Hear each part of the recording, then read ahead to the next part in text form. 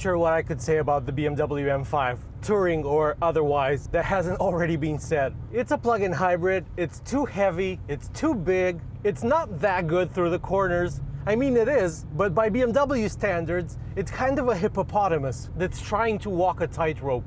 But I think the fact that it's a big, heavy plug-in hybrid represents a bigger problem in the car industry. Manufacturers these days need to meet emissions quotas for their entire range, which has meant that a lot of hybridization has been going on. And by that I mean they've been fitting their gas cars with electric motors to make them a bit more efficient. BMW claims that the M5, the Touring that I'm driving today, the G99, should use around 2 liters per 100 kilometers. But that's just ridiculous. Even with a fully charged battery, you're not gonna come anywhere near that. The average for this car that I'm driving today is 15.3 liters per 100 kilometers. And I'm sure that if I reset it on this twisty road and give it the beans, it would be way higher than that. And this brings me to the wider problem that I think this highlights. The fact that these new plug-in hybrids that everybody says are so great, they don't really achieve their on-paper efficiency numbers. I mean, sure, you can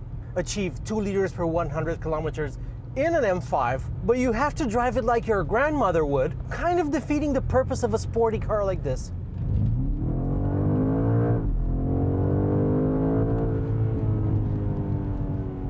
Making a car a plug-in hybrid does have advantages for its straight-line performance. Ultra-high performance plug-in hybrids are the only vehicles that could keep up with a very quick EV. Electric vehicles just leave combustion cars in the dust when it comes to acceleration. But they're not as fun because A, you don't have an engine that gives cars a lot of their character, and B, EVs are generally quite heavy. And I think plug-in hybrids have the same problem. This M5 weighs about the same as the i5, and that has a big battery in its floor. This has a comparatively small 18 kilowatt hour usable capacity battery, but it not only has to carry that around, but it also has to carry an electric motor and a big 4.4 liter V8 under the hood. And as a result, it weighs almost 2.5 tons. And this just makes me question the thinking behind this car, which starts at 135,000 euros here in Romania.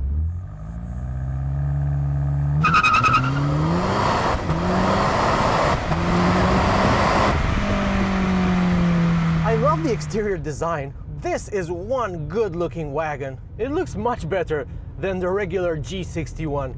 I think it's one of the best-looking modern M cars, especially in wagon form. I think the sedan kind of looks a bit too tall, but this with its long roof, it kind of masks some of that extra height that the latest 5 Series has over its predecessor, the G30, which is already starting to age very, very well. When you pass a G30 in a G60 Series 5 Series, it almost seems like you're driving an SUV, because this is taller, of course, because it was engineered to take a big battery in its belly, because both the EV and the ICE variants of this car are built on the same platform.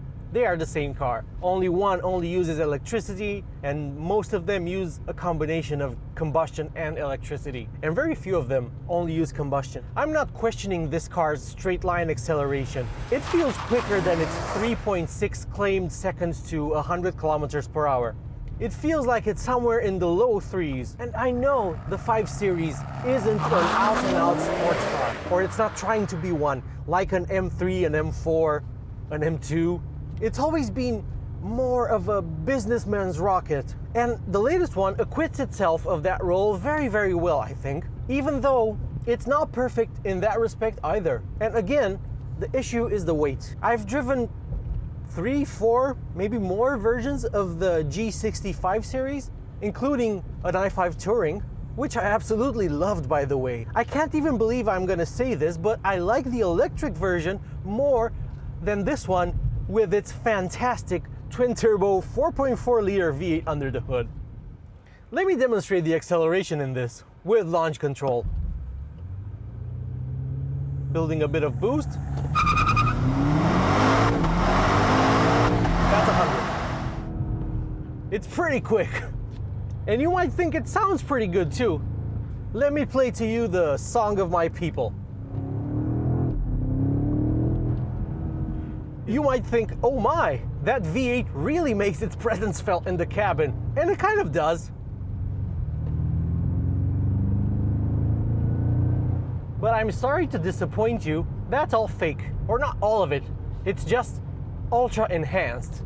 I'm gonna go through the complicated setup menu thing here. Gonna go, so I'm in M2 now, scrolling down to M sound, and off. Let's see what it sounds like without the speaker nonsense.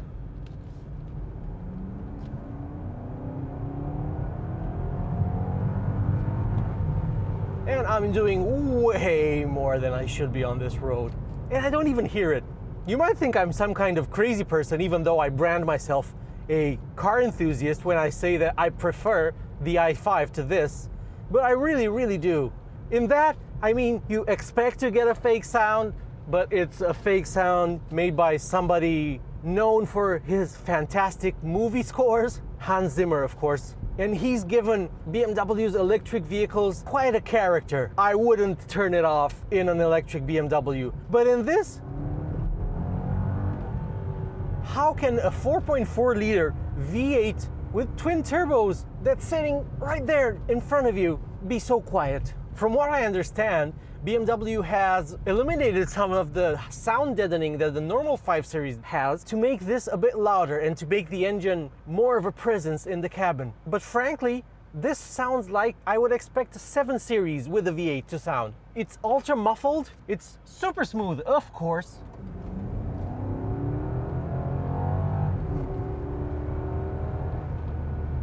But it's just not loud enough.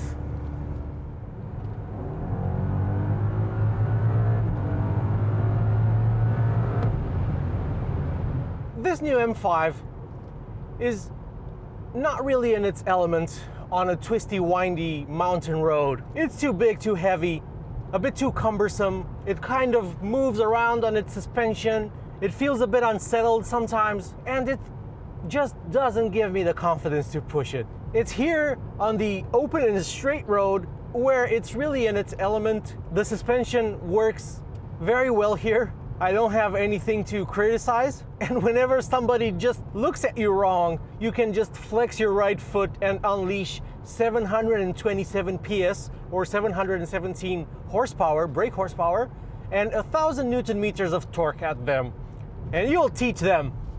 They won't mess with you. Although this car kind of looks like it has 700 horsepower. Again, I really think BMW did a fantastic job with the design of this car, and it made an otherwise not great looking 5 Series in my opinion, especially compared to the G30, but it made it look good. All variants of the 5 Series should have this wide body just to mask the extra height. So I'm not sure what to make of the M5. It's a blisteringly quick, straight line rocket ship that can take your entire family and their bags on a long road trip. And when you reach a town or a city, even one that has like one of those low emission zone things where you can only go in with an EV, you can just switch it to electric and it can do around 70 kilometers on electricity alone and just quietly cruise around. Cocooned in luxury. I like this interior. I like the 5 Series interior a lot. It feels quite a bit more avant-garde than the previous generation did. Sure, some of the materials aren't fantastic, especially lower down, but it's still really nice and solid. The steering wheel is fantastic. It is the most BMW steering wheel you could think of, with this very thick rim, these big paddles, and the red center mark. There's also plenty of space in here. Even for me, as a fairly tall 183 centimeter adult with fairly long legs, I don't have any issue sitting behind myself in this car. It feels 7 Series big back there. I would have liked the panoramic roof to open, and I cannot understand why BMW doesn't offer this anymore. It seems like such a dumb move. For me, 30% of the appeal of buying one of these fancy wagons, especially one that costs from 135,000 euros again, which seems crazy to me. And this one is a lot more with its optional red paint, optional wheels, optional orange interior, and a few other bits. But I really, really miss the roof that opens. I think that's mean by BMW.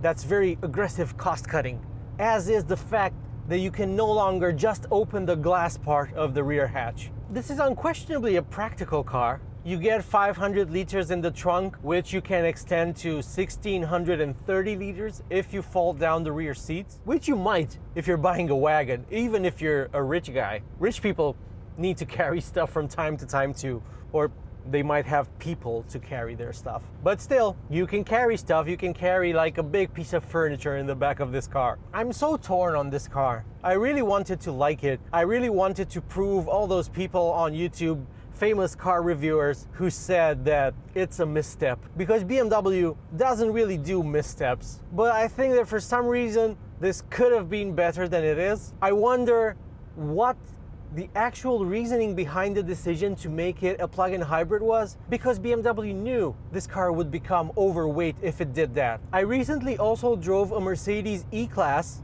an E53 AMG, which is also a high horsepower plug-in hybrid. It looks great, it pulls like a train in a straight line, but it's quite muted inside. There's hardly any trace of the famous AMG lunacy, and it just felt like a fast E-Class. This does feel a step above a fast 5 Series, and it certainly looks like it's fast, and justifiably so because it is. But I'm wondering if maybe BMW could have had a different approach to this, because it probably could have easily extracted this power, or close to this power, from this engine, which is detuned in this application, I might add, without the all of the hybridness that adds weight and complication, and it kind of spoils this as a driver's car because of the weight, of course. Maybe it could have just fitted it with a smaller engine. Maybe there's no point to having a V8 with electrification in this car, as punchy as that might feel. But I'm positive that it could have extracted 727 PS and 1000 Newton meters from a plug-in hybrid built around the S58 straight six, which it has in all of its smaller M offerings. And what a fantastic and characterful unit that is. I wonder if it would have been a better decision. It would have saved a few pounds, although I'm gonna check after filming this what the weight difference between the engine is. I might as well do a launch, because why not? Foot hard down on the brake, bury your right foot in the gas, build boost, let it go, all 4 tires chirp. And that is quite some speed. Does anybody really need that much speed? In base form, if you don't get the M driver's pack or whatever it's called, this is still limited to 250 kilometers per hour or 155 miles per hour. And I can achieve that in my tuned diesel 3 Series. And it's a 2-liter.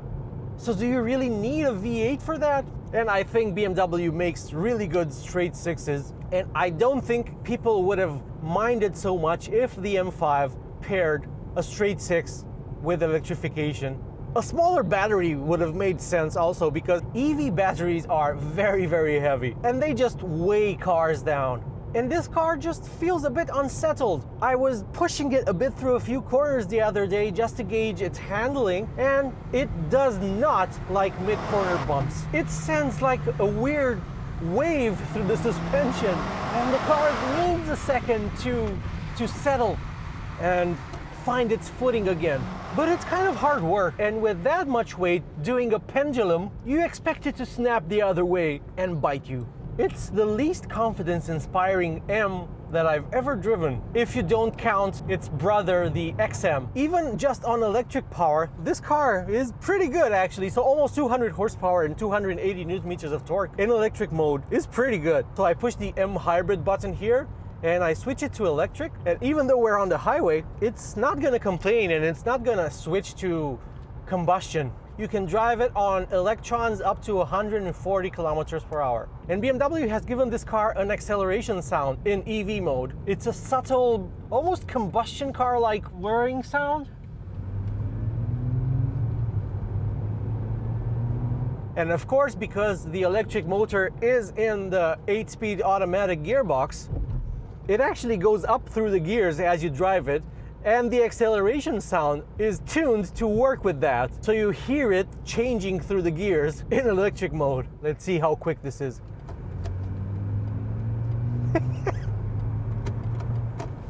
Yeah, you can drive this car briskly without starting up the V8, which I find quite interesting. In fact, I'm gonna keep it in electric mode for a while, see what it feels like. I'm actually enjoying it as an EV for some reason, so I'm gonna stop after this speed bump and floor it in electric mode to see what happens, even with my left foot on the brake, because I'm just that kind of a lunatic.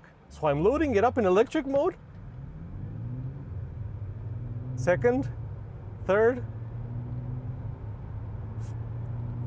fourth, and that's 100 almost. I don't know why I'm so excited. If you want to drive this as a pure EV, most of the time, you're going to have to charge it via its 11 kilowatts onboard charger. That takes around 3 hours to fully top up the battery, which is acceptable in 2025. But the E53 that I mentioned previously, that can DC fast charge at up to 50 kilowatts. I'm heading to another driving road that I like just north of Bucharest. This one has more high-speed sweeping turns rather than the sharper turns of the forest road where we started out. So I'm still in electric mode now, doing the speed limit in this little town. I've kind of had enough of this electric nonsense. I want some V8-ness in my life. This car is frankly about as satisfying to drive as the XM, although I feel that the powertrain is a bit better tuned than in that car. Although it's not quite as powerful as the label model, which has 750 horsepower. So I'm gonna put it in M2 mode, I'm gonna stop, and then I'm going to accelerate again. I love that the head-up display flashes launch when you launch. So interestingly, you know, I disabled the M sound earlier in M2 and it saved it. So what you heard was just the engine without the enhancement. I'm gonna launch it again, and I'm gonna launch it without the enhanced sound and then with. So this is what it's like without. Launch.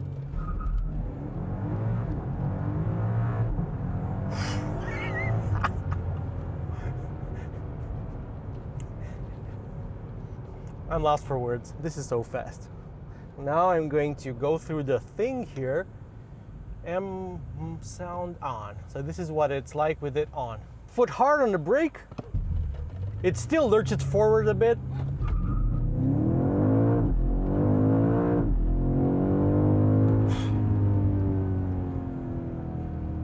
This is so fast, man.